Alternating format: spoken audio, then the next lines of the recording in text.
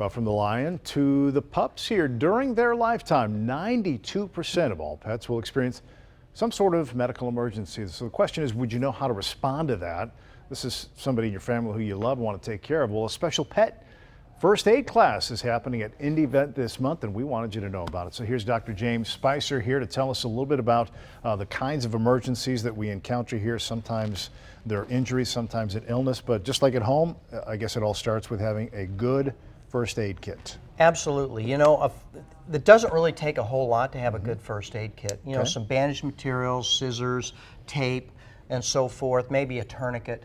But really what it requires in veterinary medicine is a lot more knowledge. I was going to say, it's one thing to have the gauze, have the tape, but it's knowing what to do with that and where to apply it, how strong, how tight should it be, when do you go to the vet? That's exactly right. But we have to have cooperation with our patients, and when they've been injured, sometimes they don't want to cooperate, and you might get bitten and you might have to have first aid.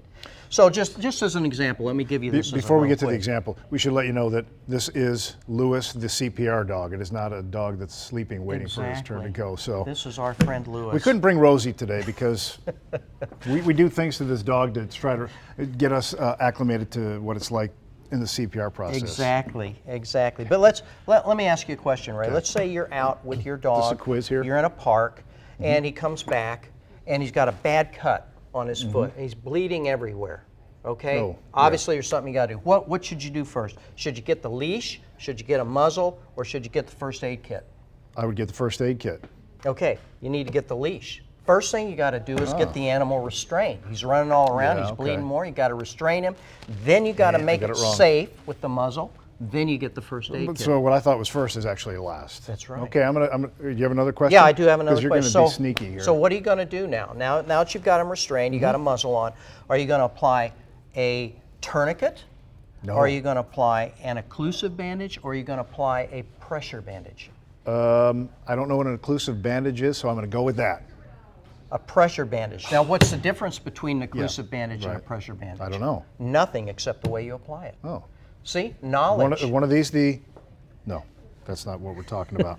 Okay, so why is that important? So the point is that it's very important for people with their pets to really have knowledge about how to apply bandages, how to apply first aid, how to apply a splint, what to do if their animal's bitten by a snake, and all these sorts of things. And in our class that we have, we go through all of those things, as well as how to handle shock and some of these other things. So there's Rosie, then when she's part of the first aid class. Exactly, she participates. Okay, what do we need to do? We need to register for this? Is there a cost involved? Yeah, there is. You can go to our website, and our CPR first aid class is listed there. All the information about that. I know it's getting close to being full. We're going to do it here a week from this Saturday. Okay. But we have them throughout the year, and it's a very good thing to do. It's only $50, and you get a first aid book. And you get to actually you apply bandages, you apply splints, you do all of these things on live animals so that you really know how to do it. That's important stuff. Well, we're glad you came by, and we lost the nose of Lewis, the CPR Lewis dog. always loses his nose. He's been through a lot, this poor guy. He has. He looks more like a sloth, kind of mixed with a pooch there. But thanks, Dr. Spicer, as always. Good to see you. More information if you'd like to register for that at fox59.com. We'll see you next time. Feel free to bring Rosie next time. I will. Lewis is going to stay at home. You keep sleeping, buddy. All right, let's go over to Jim, talk about this beautiful weather happening outdoors right now. Yeah, it looks good out.